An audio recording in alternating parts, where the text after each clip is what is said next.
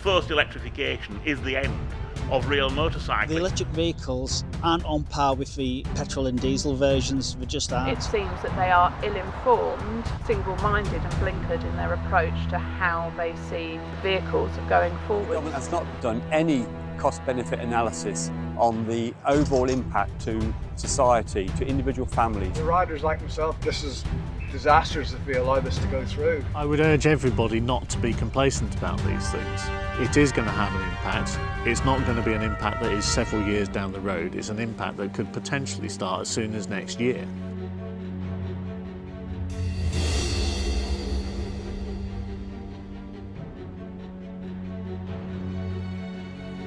The Motorcycle Action Group believes that the proposals to end the sale of new internal combustion engine vehicles is an existential threat to motorcycling.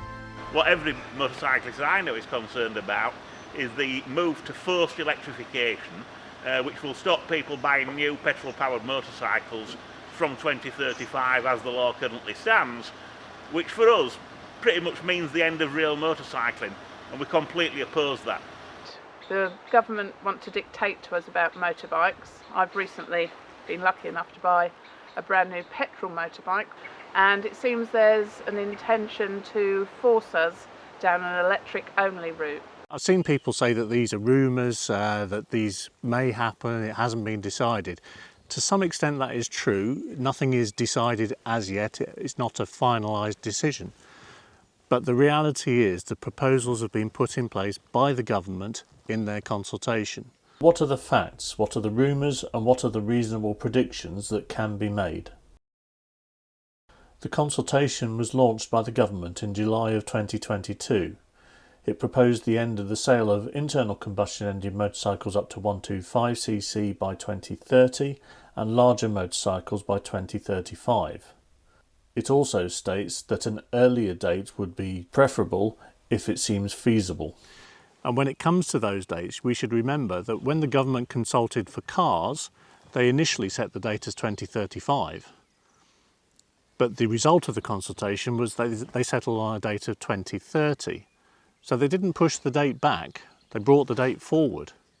There's every chance that they will try to do that with motorcycles. We've got a potential ban starting in 2035. If Labour gets in, they want to bring it forward to 2030. Now, yes, there's been a few press headlines recently that suggest that the date is going to be 2040. The only place this is coming from is from the MCIA's initial proposals. It has not come from the government. The 2040 date has never been suggested by any government official that I've spoken to, and yes, I do get to sit down and speak to them across the table. It has not come from any minister, and yes, I've sat and spoken to ministers. The 2040 date has only, as far as I can see, come from the MCIA proposals, which were roundly rejected when the government released their consultation. Now, on the lead up to the consultation, the Motorcycle Industry Association was arguing that if they accepted the date of 2030 for up to 50cc motorcycles, then the government would allow us to wait until 2040 for the larger motorcycles. That kind of backfired though, because the government said, well, we'll take the 2030 date, we'll include the 125cc motorcycles in it, and we'll stick with 2035 for the bigger bikes. The MCIA basically allowed the government to steal a march there. We said right from the get-go that we disagreed with the policy in its entirety. We didn't want the phase-out to happen by any date. One key principle that we must not lose sight of is the contribution that motorcycles make to the greenhouse gas emissions from transport in this country. The government's own figures show that it is just 0.4% of all transport emissions. So concluding that the date is most likely to be pushed back to 2040 is unrealistic in my view. I personally think that the highest risk that we face is that the date will be brought forward from 2035 to 2030, not pushed back. Now we can sit here and argue about the dates going forwards or backwards, but what's the reality for riders now? I've seen a lot of riders say, well, we don't need to worry about it too much, that's a few years down the line, I can buy a new bike the night before the regulation comes in place, and that'll see me out for the rest of my riding career. It's a rather selfish way of looking at it for a start, but realistically, when you look at what's happening with cars and vans, that isn't going to be how the way this thing plays out. The thing is, they've already got in this vehicle emissions trading scheme, which will phase out the petrol engine, which basically is forcing you to buy electric vehicles. What the government is doing for cars and vans is they've introduced the ZEV mandate, the zero emission vehicle mandate. Now what this basically does is it forces manufacturers to sell a quota of electric vehicles each year, and that quota increases each year. This quota for the cars and vans starts in this year, in 2024, and it's set at 22%. Now, that might not sound too bad for electric cars, but what you have to remember that although the market share for electric cars has been increasing, it hasn't increased to 22%. In 2022, the electric cars made up 16% of all car sales in the UK. Unfortunately, although that was following a few years of increase in the market share for electric vehicles, it stalled at that point. And in last year, 2023, the sales figures for electric cars was still only 16%. If the manufacturers do not meet that quota of 22% of all their sales being battery electric, they will be fined up to £15,000 for every single vehicle they sell above the quota. Now for motorcycles, the figures are much lower, as we all know, 5% at most.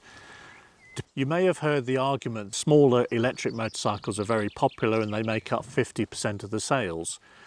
That's sort of almost true. What they're comparing there is the sales of 50cc mopeds with the equivalent electric motorcycles. And yes, in 2023, 49% of that size motorcycle was electric. But again, that was a decrease from the previous year. So what we have to remember is that this was a decrease in sales. And 50% only applies to the small 50cc motorcycles. When you look at the whole learner market up to 125cc, which is what the government proposed to phase out by 2030 in their consultation, the sales are actually minute in comparison. We've seen the stalling in the sales in the market share of cars, and we've seen a decline in the market share for motorcycles. Almost all motorcycles that are sold at the moment are petrol, which means that the fines that the motorcycle manufacturers would receive would be far greater than the fines received by the car manufacturers. Call me a cynic if you like, but it seems plausible to me that the cost of all these fines is going to be passed on to the consumer. And the way that they will pass it on to the consumer is by loading the price for petrol vehicles. Obviously, if you buy more petrol or internal combustion engine vehicles, they're going to be facing more fines as a manufacturer. So they're going to want to discourage you from doing it.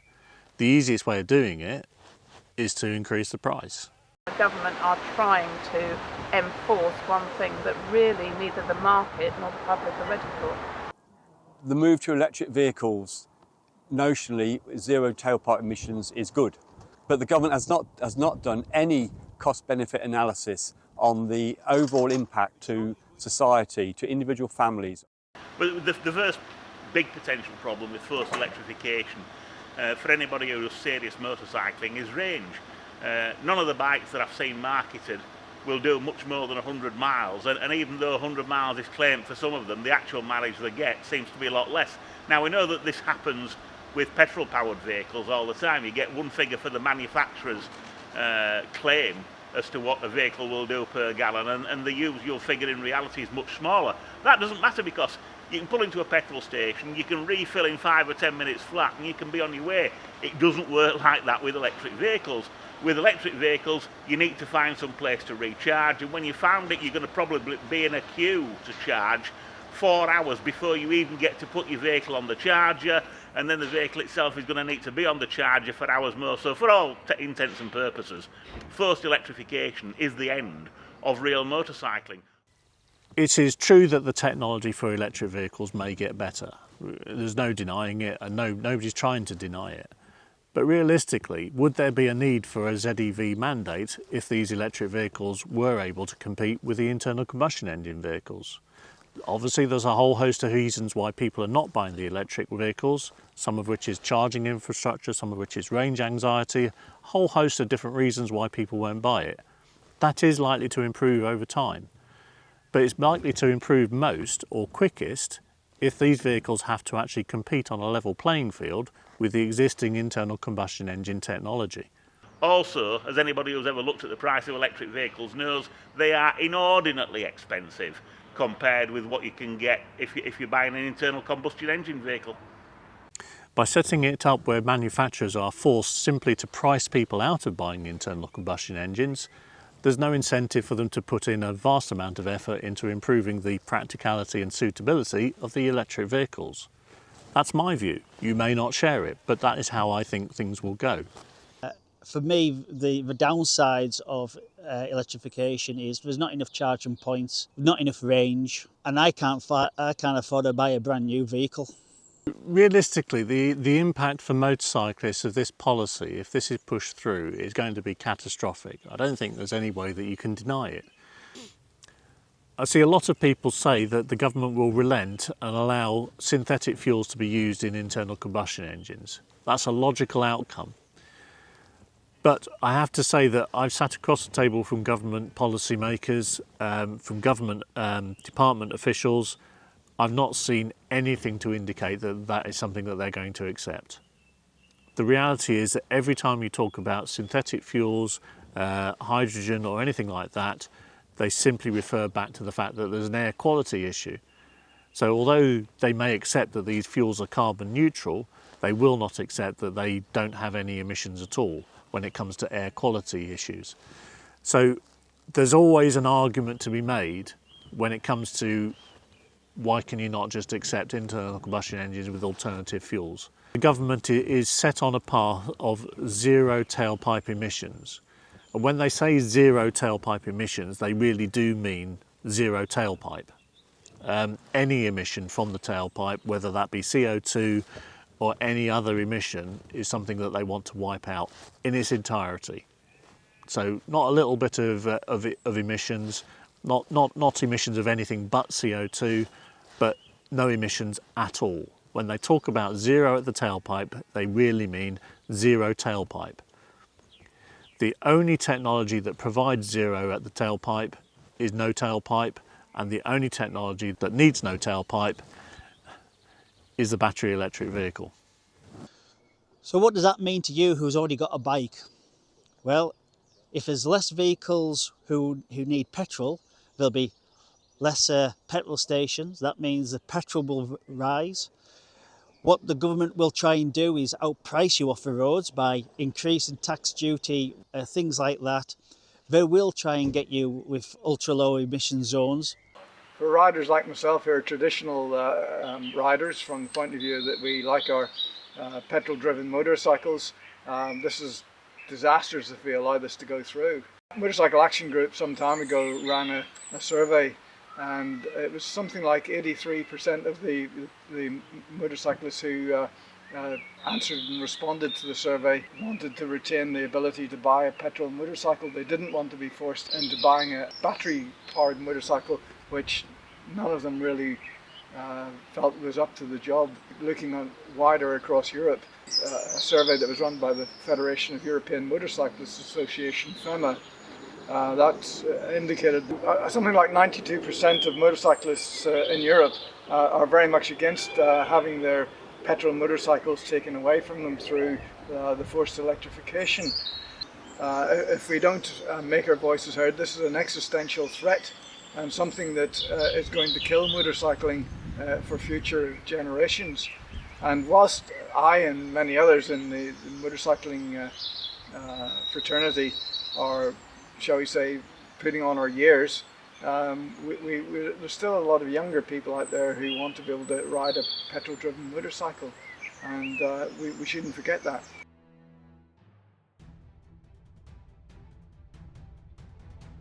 The consultation was launched over 2 years ago, and they've delayed 2 years making a decision. Now, Labour will no doubt argue that that was a bad move on the part of the Conservatives, and they should have given certainty to the industry. The motorcycle manufacturers, to a man, have all said that battery electric is not the only solution for decarbonising motorcycles. They want to look at alternative technologies, they want to look at e-fuels, biofuels, hydrogen. All these different options are out there, That is what they're working on, that is what they want to sell, and they still plan to hit net zero. So this isn't a case of, if this policy is wiped out, that we're suddenly not going to achieve net zero. Motorcycles only make up 0.4% of the transport emissions in this country, which is tiny. Even if all the manufacturers held their hands up and says, do you know what, we've just got to continue with petrol internal combustion engines, is it really going to kill the planet? If you're a biker and you enjoy motorcycling, and you think it's good, and I love motorcycling, it's the best thing that's happened to me in my life. But if you want it to carry on, you need to get involved in the Motorcycle Action Group, and you need to impress upon every politician that they will not get your vote if they support forced electrification.